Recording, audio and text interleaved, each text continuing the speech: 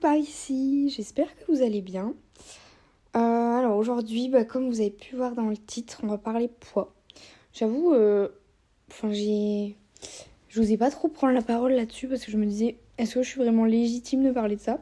Et en fait, je pense qu'on l'est un peu tous parce qu'on est tous impactés par le schéma de société. Bon, on va en parler. Déjà, parlons poids. Il est souvent relié à l'apparence physique. Donc je disais, il faut savoir qu'on le relie à l'apparence physique alors que le poids ne veut rien dire au final. Parce que le muscle pèse plus que le gras. Donc, ça veut rien dire du tout. Il y a quelqu'un qui peut peser beaucoup plus que nous et au final être plus musclé. De toute façon, se comparer ne sert à rien, mais moi, je me pèse plus, à vrai dire. La dernière fois que je me suis pesée, c'était chez le médecin pour vérifier si ça va, quoi. Mais j'ai pas de balance chez moi. Enfin, je crois que j'en ai une, mais je l'utilise pas. C'est pas pour moi. Je n'en veux pas. Parce que je trouve que, justement, en fait, où ce serait peut-être plus judicieux d'avoir une balance les nouvelles balances connectées qui donnent le pourcentage de muscles et de graisse, etc.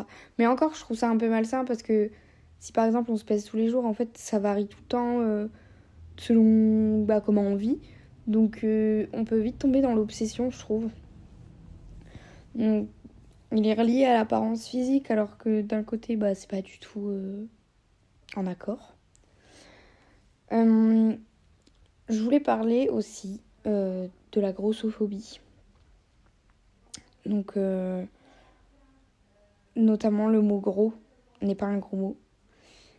C'est comme on dit une personne mince. C'est tout à fait la même chose.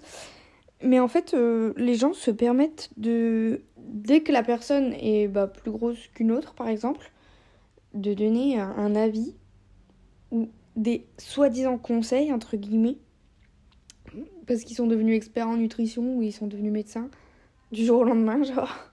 Enfin, mais que ce soit dans la vraie vie ou sur les réseaux sociaux, ouais, va faire du sport, ouais, machin. Mais en fait, non. Genre, tu devrais faire ci ou ça, non. T'es pas mon médecin, t'es personne pour me dire ce que je dois faire. Juste parce que, selon mon apparence physique, je suis plus grosse qu'une autre personne. C'est n'importe quoi. Et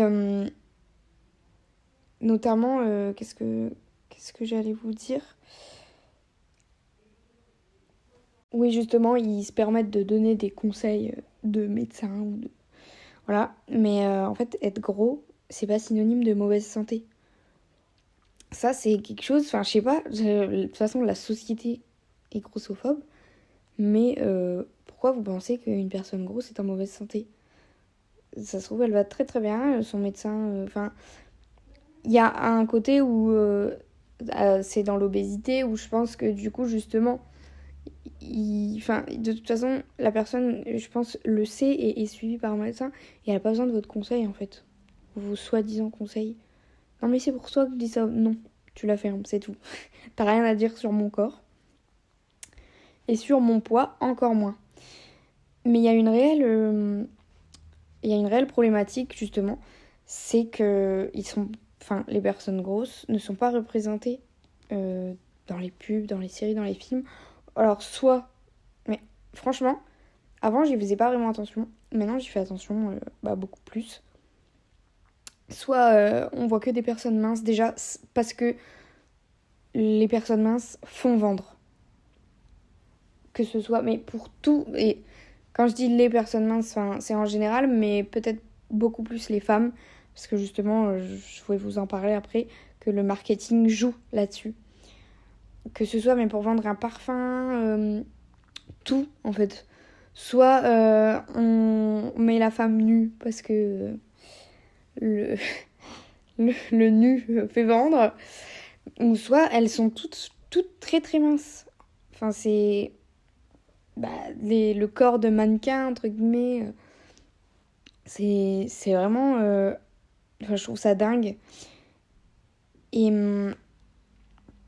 si il y a une personne grosse, par exemple, dans une série ou un film, la problématique va tourner toujours autour de son physique. Et je trouve, enfin, quand je pense à des exemples, je trouve que c'est vrai. Et c'est fou de penser ça. Que, en fait, ils l'apprennent, mais juste pour cette problématique-là, dans la série ou le film. Et là, ça me fait penser justement à la pub Always, qui ont pris une femme ronde pour faire leur pub. Et en fait, bah, ils sortent du cadre. Enfin, ça devrait être normal d'avoir tout le monde, tous les corps, tout. Alors que non, on prend beaucoup plus des personnes minces. Mais justement, le marketing joue avec ça.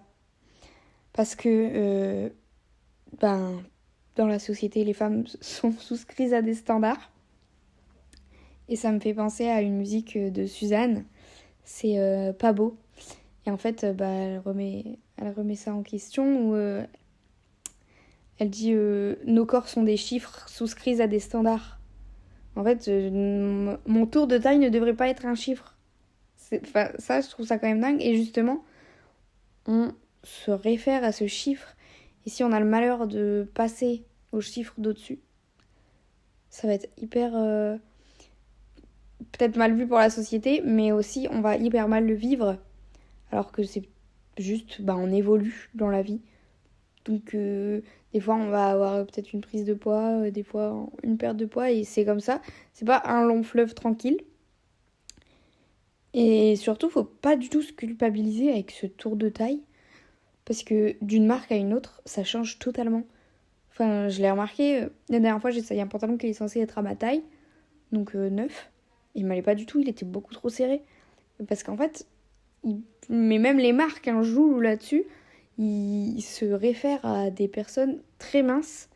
Donc leur peut-être 38, au final, il va correspondre à un 36. Alors que, enfin, du coup, nous, on se dit, bah, pourquoi je rentre pas dedans? Bah, parce que, en fait, c'est juste eux. Et même selon la forme du pantalon, le tissu, la taille ne va pas être la même du tout. Et il faut pas... Enfin, c'est pas le pantalon qui... Enfin, c'est pas votre corps qui doit s'adapter au pantalon ou au vêtement en général. C'est le vêtement qui doit s'adapter à vous. Si vous va pas, vous prenez une taille au-dessus et on s'en fout du chiffre qu'il y a écrit dessus. Que ce soit un 32 ou un 56, c'est la même chose. Vraiment. Enfin, après, je sais que je dis ça et ça va pas faire que tout de suite. Bon, bah oui, j'y pense plus, évidemment. Mais je pense que c'est important de l'entendre. Et je vais vous raconter un peu après mon histoire avec mon poids, etc. Et voilà. Mais du coup, je disais qu'on est sans cesse dans la quête d'un poids parfait, entre guillemets, qui va avec la quête d'un corps parfait. En fait, c'est jamais assez parce qu'on se réfère sur des objectifs inatteignables d'autres personnes. Il y a énormément, mais combien il y a de comptes Instagram d'avant-après, perte de poids, nanana. Et en fait, on se dit, bah, si la personne a pu le faire, je peux le faire aussi.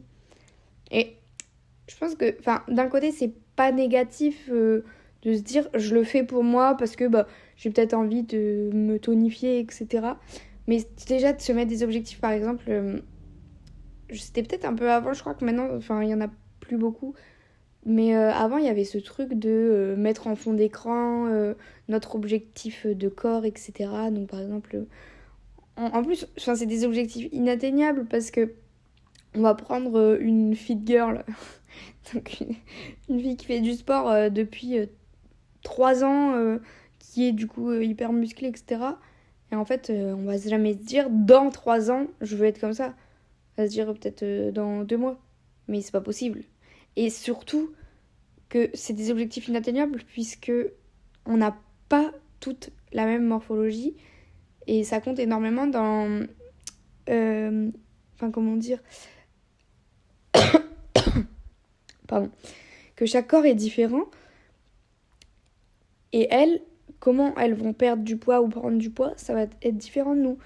Ça, c'est hyper important à prendre en compte. C'est... je sais plus comment ça s'appelle. C'est pas la morphologie, mais la physiologie ou un truc comme ça. Le métabolisme du corps, quoi. Qu'on prend pas tous du même endroit, par exemple, si on prend du gras ou des muscles. Qu'on prend... Enfin, que selon ce qu'on mange, on va justement, même si on mange pareil qu'une autre personne, en fait, notre métabolisme humain de notre corps, il n'est pas le même. Et du coup, même si on mange pareil, on s'entraîne pareil, et admettons, on fait tout pareil, bah, notre corps, il va quand même être différent. On n'aura pas tous le même corps et toutes le même corps. C'est pas possible. Ça, le marketing le sait. Que les femmes sont souscrites à des injonctions et à des standards, et elle les renforce. Parce que, justement, c'est un peu un idéal masculin à atteindre pour plaire à un homme. Donc on appelle ça le male gaze, c'est pour le regard de l'homme.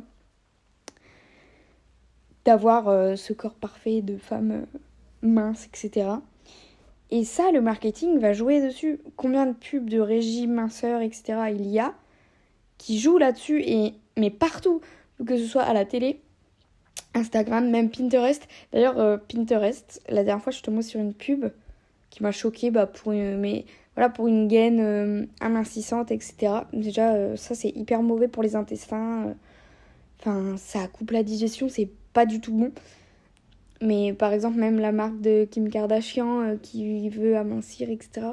Enfin, on est en perpétuelle recherche de s'amincir parce que c'est considéré comme plus beau. Et du coup, ça, le marketing le sait, et il y a des pubs et des pubs.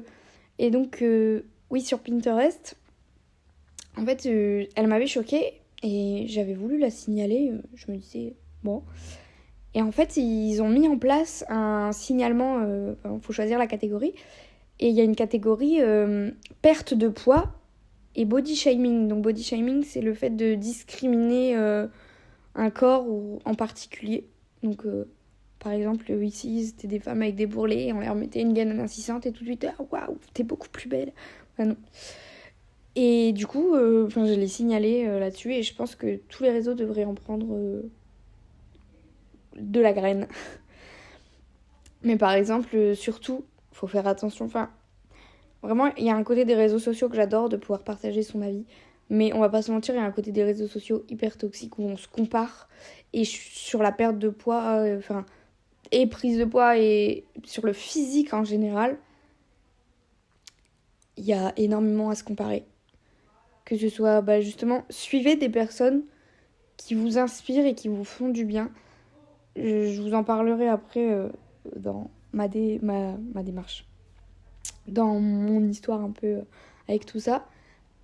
Mais suivez vraiment des personnes. Si vous suivez que des personnes qui font du sport, parce que peut-être vous adorez le sport, mais si remettez en question le fait que est-ce que ça me fait vraiment du bien de voir ça, ou est-ce que je me dis putain, elle fait du sport et puis moi je me bouge pas. Peut-être que ça peut vous motiver, mais dans une certaine limite, je pense. Parce que ça peut vraiment être toxique comment dire, ça peut vraiment partir dans une partie mauvaise, de se dire on se compare et de se sentir plus nul à côté, du coup de vouloir absolument atteindre cet idéal-là et tout faire pour l'atteindre, et après se culpabiliser parce qu'on n'y arrive pas, etc. Enfin, la vie, c'est pas un objectif à atteindre, c'est juste vivre, tout simplement. Je vous parlerai à la fin des comptes Instagram qui m'inspirent. Mais là, j'ai une phrase que The Ginger Chloé a mise sur son Instagram. C'est ce n'est pas un corps de rêve si c'est un cauchemar pour l'atteindre. Tout est dit, s'il faut se priver, si c'est de la culpabilité, vraiment un cauchemar à vivre, peser ses repas, etc. Je trouve que c'est nul en fait. Si à chaque fois qu'on mange quelque chose, on culpabilise, c'est horrible. Et justement, parlons de le fait de diaboliser la nourriture. Que ça va avec les remarques. Justement, j'ai écrit arrêter les remarques sur la prise ou la perte de poids. Parce que la perte de poids, on va dire waouh, félicitations, ça te va beaucoup mieux. Mais en fait, vous savez pas du tout ce que la personne vit derrière. Et justement, j'ai écouté le podcast de Dévibration qui parlait de ses TCA, comment elle les a vécues, etc. Et elle disait cet exemple-là, on va féliciter une personne pour sa perte de poids, mais ça se trouve, derrière la personne, elle était en dépression et elle a pas mangé pendant X temps et c'est pour ça qu'elle a perdu du poids, mais au final elle va très mal. Et donc la féliciter pour une perte de poids, donc il faut aller très mal pour perdre du poids, et pour être mieux, non, pas du tout. En fait, ça peut cacher un réel mal-être et tout de suite on se dit ah super génial, bah non, pas du tout. Et même une prise de poids, faut pas la diaboliser. Justement, le corps il évolue et c'est pas grave. Je sais, dit comme ça, ça paraît futile, mais je pense que c'est quand même important de le dire. Et il faut pas diaboliser la nourriture. Qu'il faut se priver pour maigrir, non. En fait, c'est hyper grave et justement, c'est des troubles alimentaires, du comportement alimentaire. Et je pense qu'il faut aller voir un médecin spécialisé dans les troubles alimentaires parce que c'est hyper grave de pas manger parce qu'en fait, si on mange pas, on vit plus.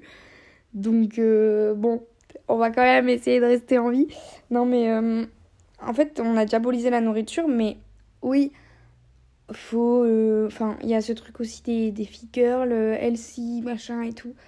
Mais c'est pas grave, faut pas culpabiliser si t'as envie de prendre un cookie, si t'as envie de prendre du chocolat. Moi, le chocolat, c'est vraiment ma vie entière.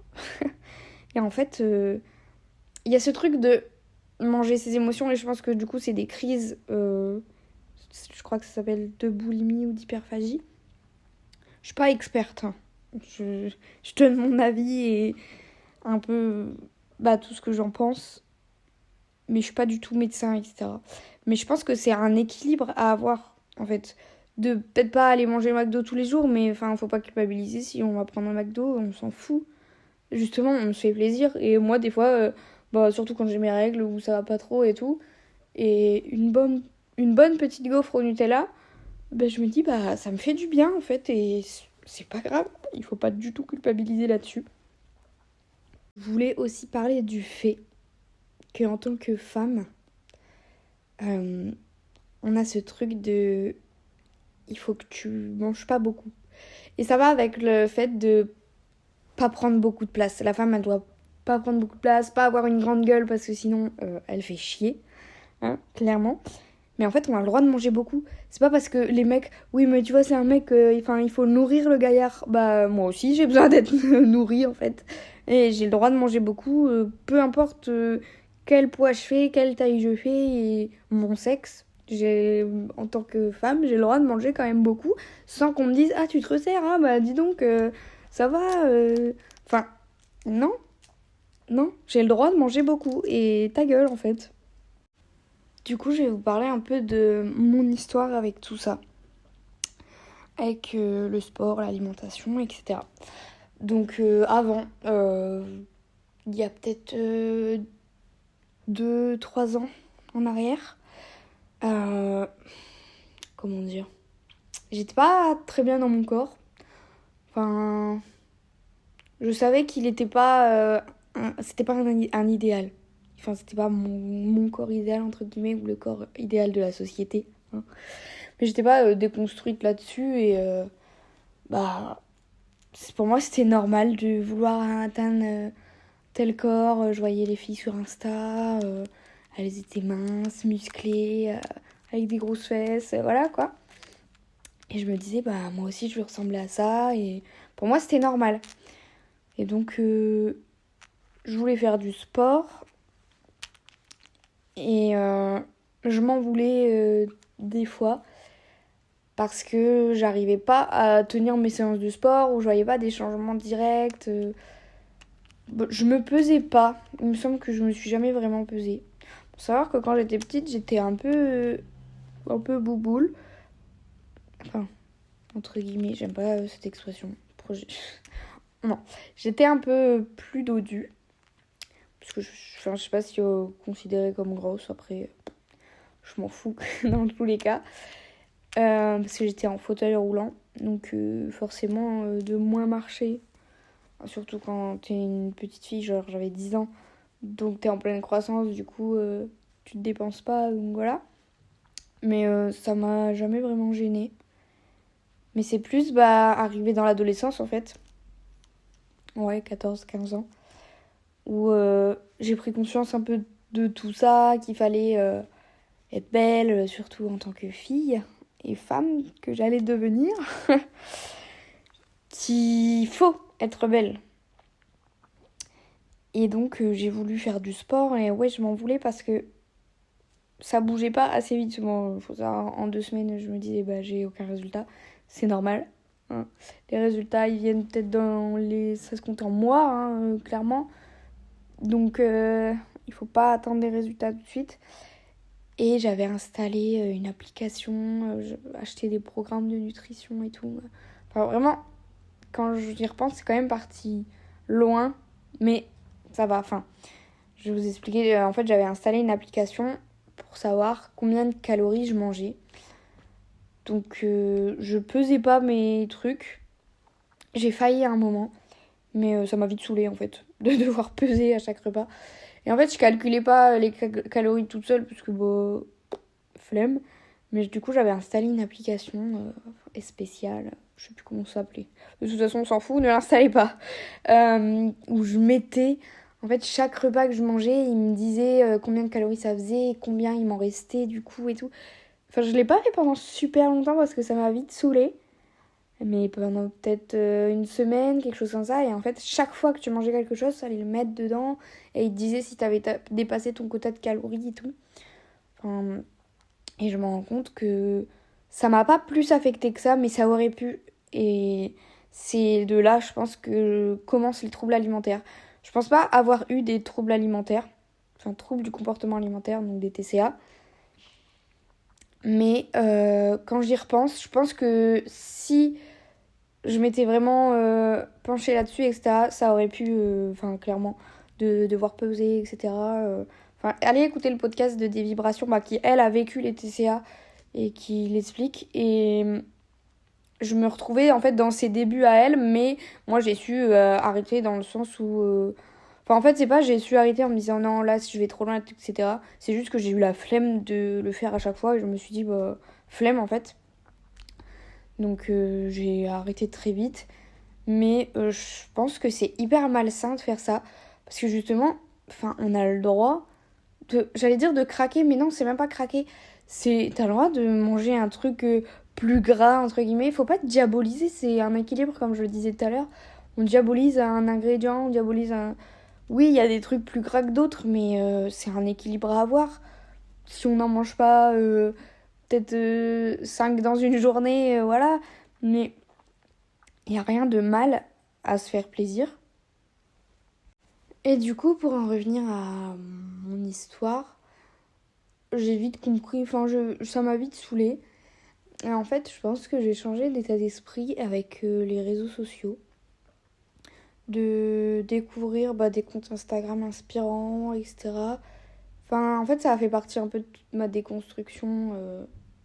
Où, comment dire, j'ai grandi, etc. Et enfin, ça m'a fait prendre du recul et de me dire, enfin, on s'en fout d'avoir un corps idéal. Enfin, un corps idéal, c'est le tien, celui dans lequel tu te sens le mieux. Et t'as pas besoin d'atteindre un objectif de tel corps ou tel corps parce que de toute façon, c'est pas ton corps dans tous les cas. Mais en fait, comme je vous disais au début, j'avais peur. J'osais pas trop en parler de faire ce podcast parce que je me disais est-ce que je suis légitime, etc. En fait, je pense qu'on est toutes légitimes parce qu'on subit tous ce truc-là. Et des fois, je le subis encore. Je me dis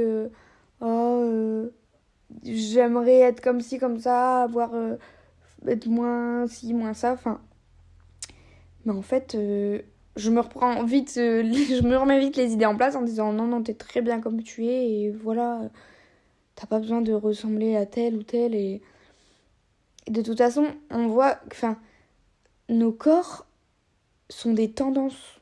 Enfin, ça, c'est hyper what the fuck. Mais dans les années 2000, c'était la tendance au très très maigre avec Kate Moss, je crois. Et maintenant, la tendance, c'est bien. Enfin, il y a la body positive, tout ça, mais en fait, je trouve qu'il y a une autre tendance avec Kim Kardashian, etc. C'est, oui, tu peux avoir des grosses fesses, enfin, justement des grosses fesses, mais belles, entre guillemets. Tu peux avoir des formes et tout, mais c'est toujours une taille fine. Enfin, il y a toujours ce truc de quand même objectif à atteindre, standard et idéal féminin, dans le sens où, bah ouais, c'est bien les meufs avec des formes, mais une petite taille, un petit ventre quand même. Bah non. Enfin, nos corps ne sont pas des standards et des tendances. Voilà, c'est ça que je voulais dire, des tendances. Je le vois dans mon entourage, enfin, partout en fait, que la société rend chaque femme. Je parle au nom des femmes parce que c'est ce que je vois. Mais après, je n'en doute pas qu'il y ait des hommes aussi qui se sentent mal dans leur corps à cause de la société et des standards à atteindre. Parce qu'il y a aussi ce truc d'idéal masculin, etc. Mais peut-être qu'il y a moins de pression. Enfin, je sais pas, faudrait que. Peut-être pourquoi pas faire un podcast avec un homme pour parler de ça. Ce serait peut-être intéressant. Mais donc là, je parle au nom des femmes. Et en fait, ça impacte tout le monde.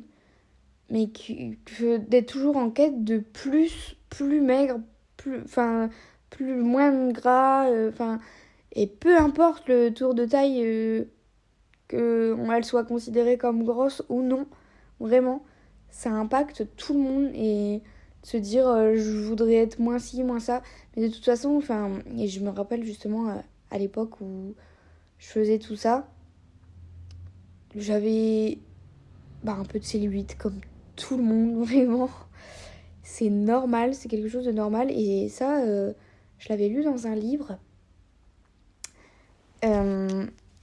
C'était que à l'époque, c'était normal. Peut-être, je sais pas, dans les années 80. Et en fait, justement, c'est dans ces années-là que le marketing a changé cet aspect-là en disant enlevez votre peau d'orange, et du coup, tout le monde s'est dit, les femmes se sont dit putain, mais ouais, il faut enlever ça, c'est moche, etc. En fait, il faudrait être juste lisse, juste entre guillemets parfait, mais ça n'existe pas. Et vous imaginez un monde où on serait genre tous lisses, tous minces, tous pareils. Enfin, quelle horreur. Oui, donc je disais que j'avais succombé, j'allais dire. J'avais acheté un kit anti-cellulite et il fallait faire tous les soirs. Mais en plus, ça faisait mal, hein. C'était les ventouses, là, Cellublue et tout. Moi, je trouvais ça génial. Je me disais, waouh, j'ai plus avoir de cellulite et tout. Mais c'est horrible. Et honnêtement, j'ai vu aucun résultat. Juste que ça me faisait mal. Et voilà. Mais de toute façon, faut le voir, c'est des trucs. C'est hyper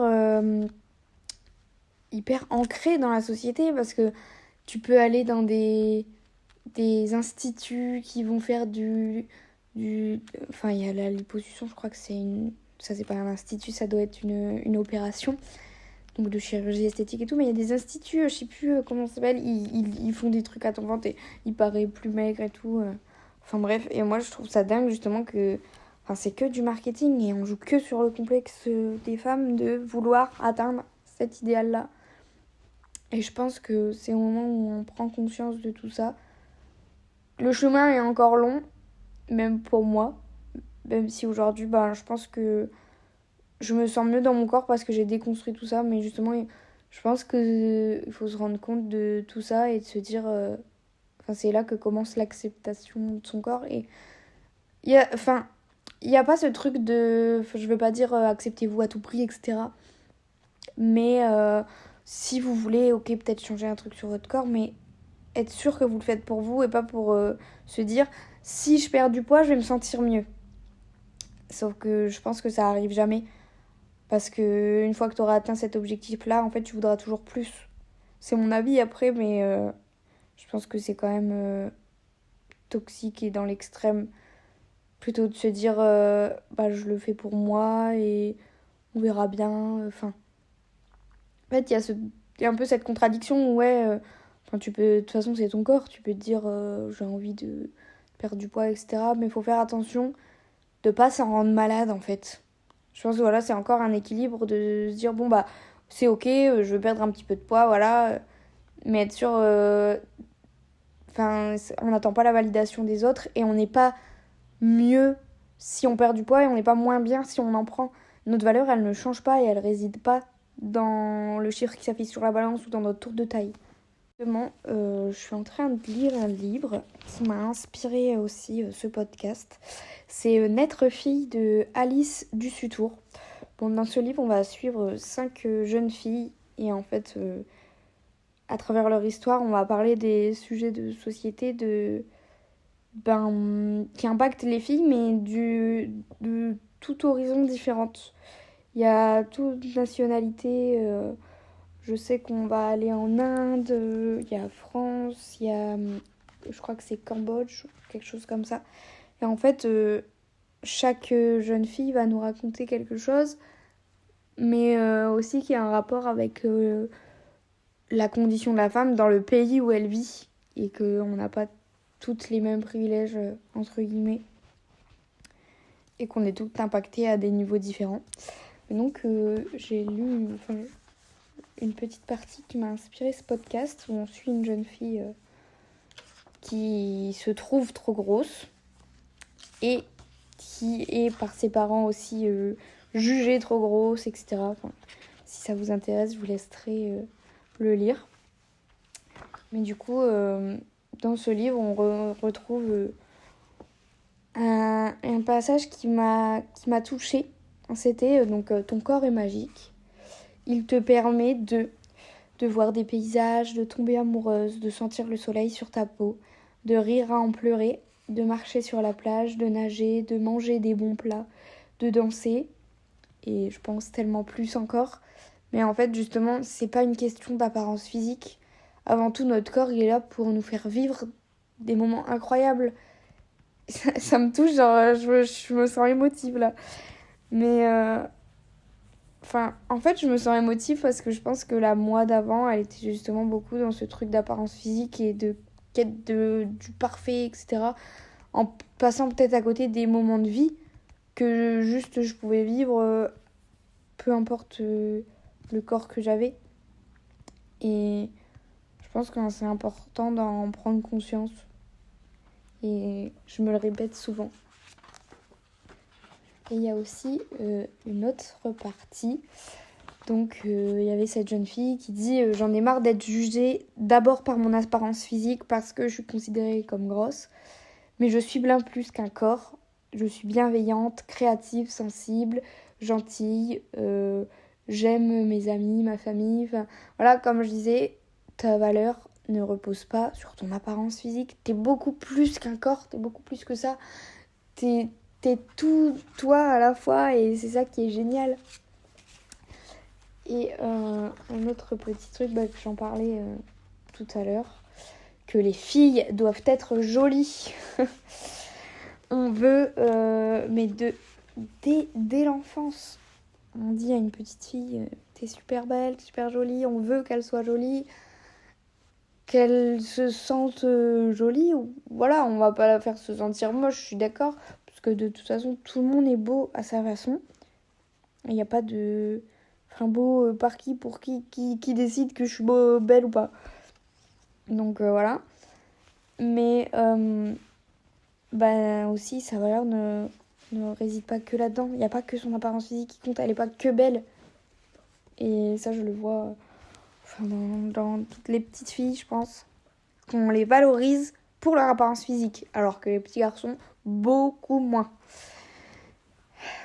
Voilà, je pense que j'ai fait le tour un peu des sujets.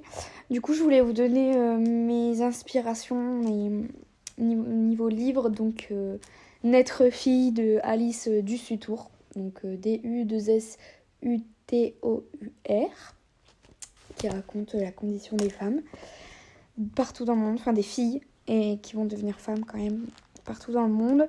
On aborde quand même plein de sujets différents. Il y a...